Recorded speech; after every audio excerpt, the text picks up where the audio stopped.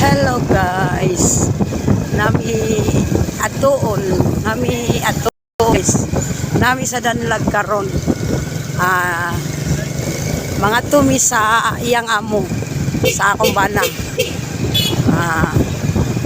Construction na akong bana gud. Pato siya kay kuan may na lang. Basta nagkuyog mi ni Andre, ni Israel, ako. Upat mi kabuok. Ang bata to asa akong anak, akong ibilin. Di masad pwede nga akong dadon, mahadlok masad ko magmotor ko magdakong bata nga gamay. Mao na ang akong ibilin. Dire lang kuan.